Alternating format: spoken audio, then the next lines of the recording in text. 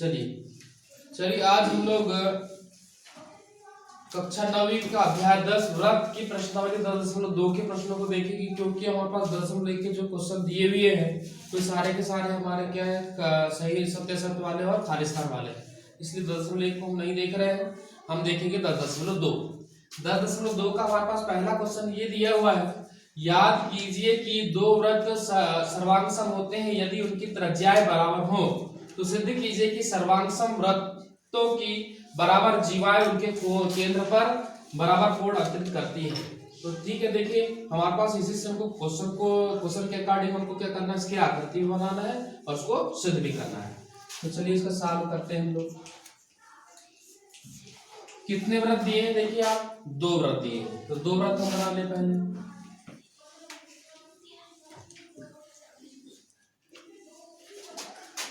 एक ये वृत्त बना लिया हमने, दूसरा वृत्त बना लिया, बनाया। ये 2 वृत्त सर्वांग सम होते हैं यदि उनकी त्रिज्याएं बराबर हो, तो सिद्ध कीजिए कि सर्वांग सम वृत्तों की बराबर जीवाएं। अब इसमें क्या ले लो, जीवा ले लो, एक ये वाली जीवा ले लीजिए और एक ये जीवा ले लीजिए, है ना। इस जीवा का नाम ले लीजिए आप BC और इसका नाम ले लो QR। इसका केंद्र ले लो, इसका केंद्र ले लीजिए A और इसका केंद्र ले लो P।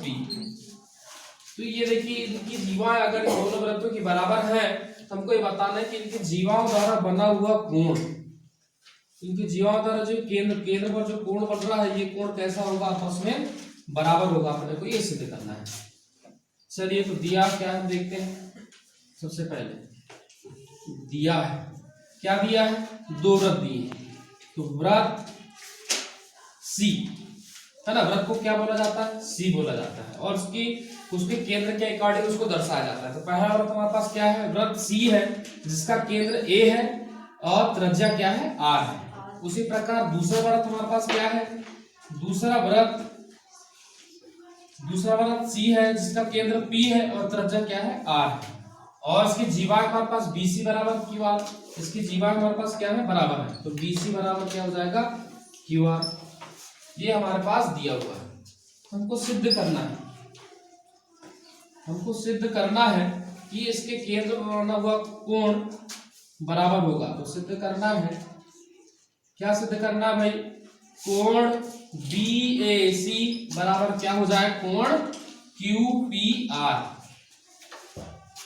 BAC और QPR आपस में बराबर हो जाए, अपने को ये सिद्ध करना है। तो इसकी लेते हैं उत्पत्ति।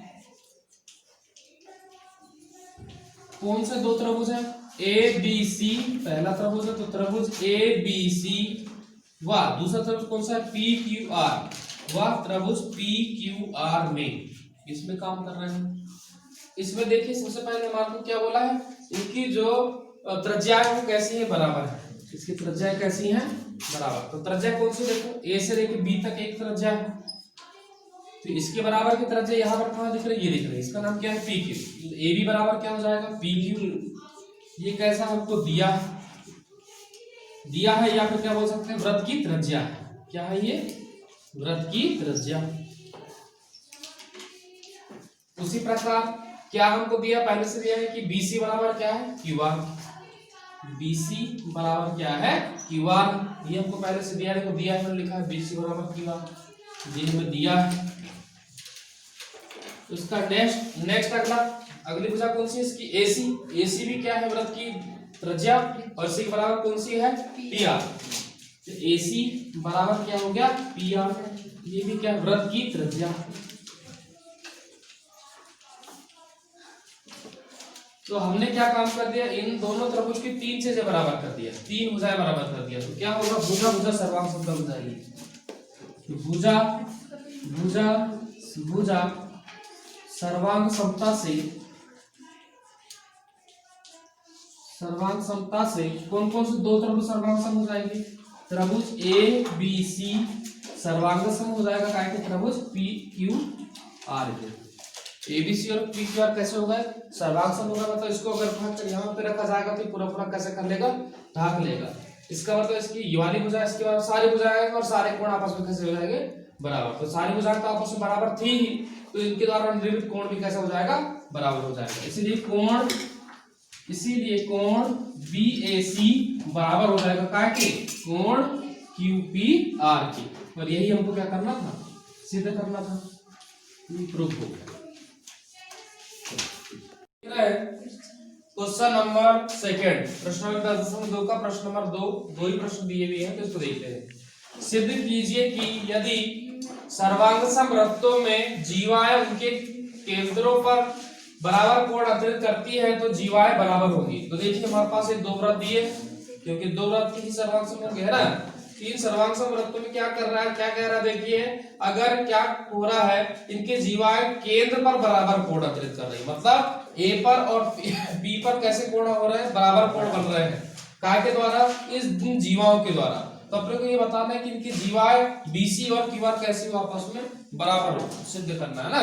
तो फिर से क्या होगा, दिया हमें क्या आएगा, पहला वृत्त कौन सा होगा, हमने जो पूर्व में लिया था, वृत्त को बोलते हैं C, उसका केंद्र फिर से क्या है, A है, और उसकी त्रिज्या क्या है, R। और दूसरा वृत्त क्या है, दूसरा वृत्त है C, जिसका केंद्र है P और त्रिज्या है R।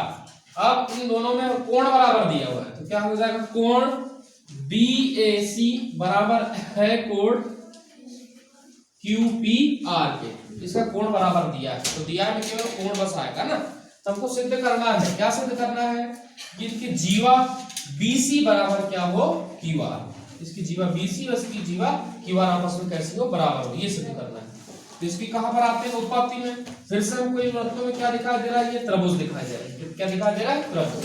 पहला त्रिभुज का नाम क्या है, त्रिभुज ABC, और दूसरा त्रिभुज का नाम है त्रिभुज PQR। इन दोनों त्रिभुजों में क्या क्या चीज दिया, देखो सबसे पहले क्या दिया है, इसकी त्रिज्या ले लेते हैं। तो पहले त्रिज्या कौन सी, AB, पहली त्रिज्या AB, दूसरी त्रिज्या काय के बराबर है, PQ के। ये क्या है, वृत्त की त्रिज्या, वृत्त की त्रिज्या है, ठीक है। और आपको क्या दिया हुआ, इस पे एक बना हुआ कोण दिया था, कोण BAC बराबर कोण QPR, ये क्या है, दिया है, ठीक है। और इसकी अगली भुजा कौन सी ले लिया हमने, AC, तो इस AC के बराबर कौन दिया है, PR, ये हो जाएगा AC बराबर PR। ये भी क्या है, वृत्त की त्रिज्या। इन दोनों त्रिभुजों में क्या तीन चीज बराबर कर दिया, देखो दो भुजाएं बराबर कर दिया और एक कोण।